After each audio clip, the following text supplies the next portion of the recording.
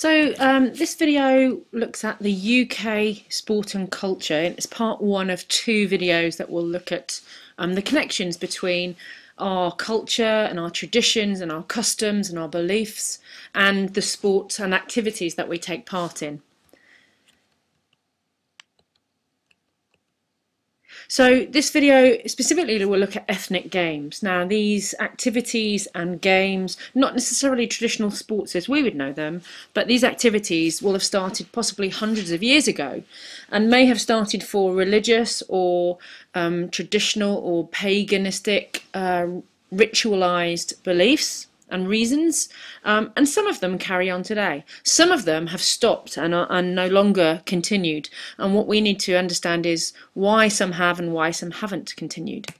So the specification specifically says then you've got to know about and understand surviving ethnic games and sports in the UK and make sure that you can give some examples. There's the Highland Games is an example of one of these. You've also got to be able to look at characteristics of the games that have survived and understand the characteristics or reasons why some have continued to be popular and why perhaps some have ceased to exist. So what are ethnic games then?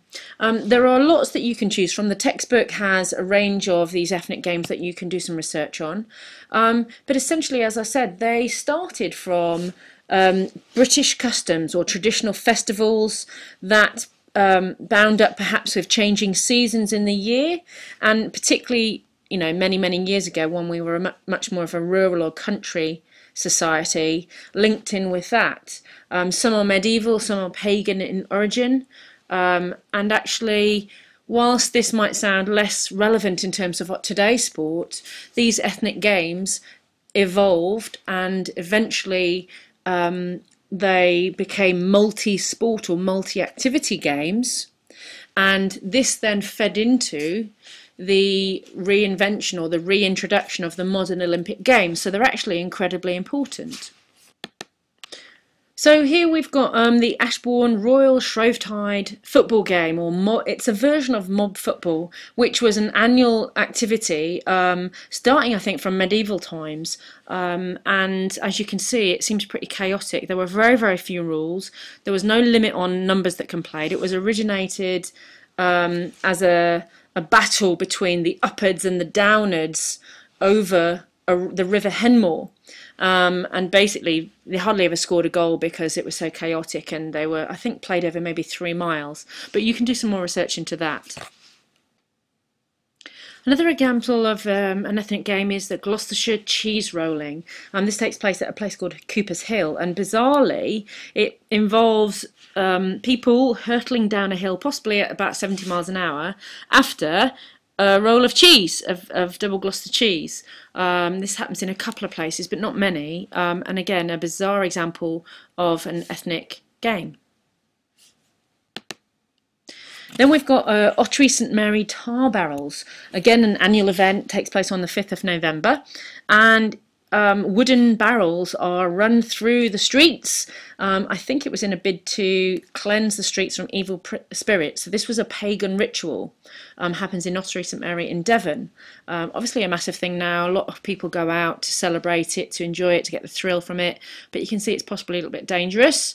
So that's another example of an ethnic game. And then, of course, the Lewis Fire Festival, which you may have been to or experienced or at least have heard of. Again, do a little bit of research into the origins of this. Again, on November the 5th, and you can see it involves burning of lots of images and procession. So quite a grand ethnic game. So you will need to do some research, as I've mentioned already, into several of these activities. Think about where they originated from, think about where they're located, and obviously if they do or if they don't continue. The majority of these here I think still go on, so it's worth exploring the reasons behind that.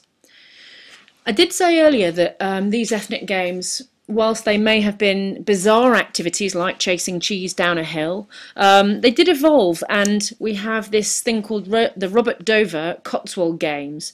Now this was the first multi-activity festival, and this is pretty important. We'll look at this in a little bit more detail in class, but this is an important factor that was a motivating factor for Pierre de Coubertin, a French guy who reinstated the modern Olympic Games, and he appreciated the idea of lots of activities being run concurrently at the same time. So Robert Dover Cotswold Games, really important trigger in the reinstatement of the Olympic Games.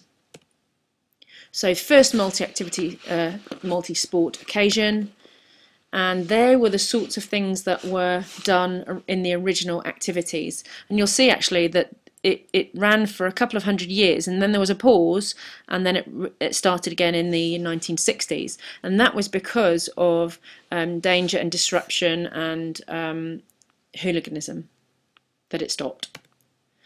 So again, you need to know why these games, or some of these games, have survived, and this is a possible way of remembering. So you could start le maybe, or start lyre, whichever you want to remember.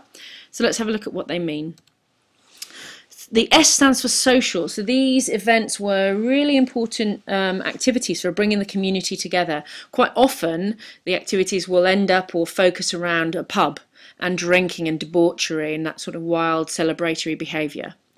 Clearly they're traditional, so it's about celebrating and keeping going traditions that started in the past, appreciating the past. Annual or occasional, sometimes it's described as, in that it probably only happens once a year, so it's not like our sports fixtures that happen every week or twice a week. These ethnic games happened typically, very occasionally, maybe once a year. Rowdy, again, because they were focused perhaps around celebration and alcohol and a pub, they became quite rowdy with drinking and celebrating and singing often. And then things like the cheese rolling, that will be a massive tourism pull. People will travel to visit the location, will obviously then spend money in the local area, and this is a positive thing. The community would obviously want to keep that ethnic activity going so that the tourism is maintained, and I guess you could apply that to the Lewis Fire Festival.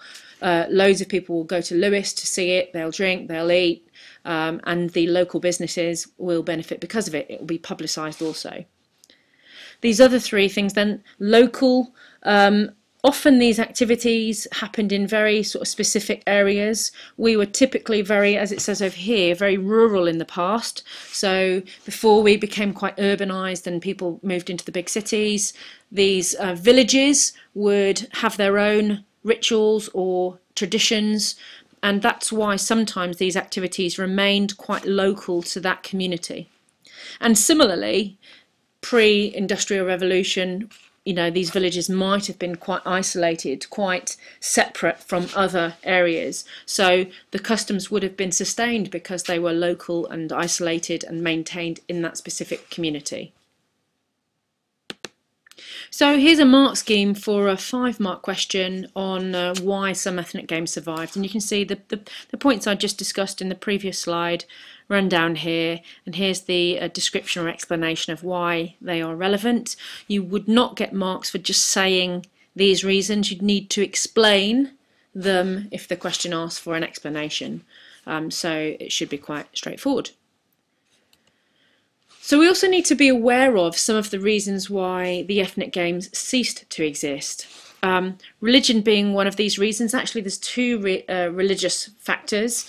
The Reformation, which was a very significant situation where power was moved away from the church and went to the crown. If the church and these festivals will run for religious reasons and suddenly power is taken away from these religious organisations, then that might have a negative effect on the festivals taking place. And also Puritanism. Oliver Cromwell was an extreme Puritan, very pure Christian, and they didn't believe that these folk games and activities and the drunken debauchery, bad behaviour was appropriate or acceptable at all. So that might have also curtailed the games continuing. Hooliganism, as you might understand, some people may have got carried away and abused these activities and misbehaved at them, which made them inappropriate or perhaps even dangerous. Talking of danger, the cheese rolling was cancelled, I think, one time. And I'm pretty sure I saw on the news that the lady who made the cheeses was potentially going to be negligent should anybody get severely injured, because the activity is clearly so dangerous. If we watch the video, you see it on YouTube, you know, they hurtle, they fly down the hill, literally. So I mean, the tar barrels also, running through streets with flaming tar barrels has got to be significantly dangerous. So that might be a reason why some activities might be at risk of stopping.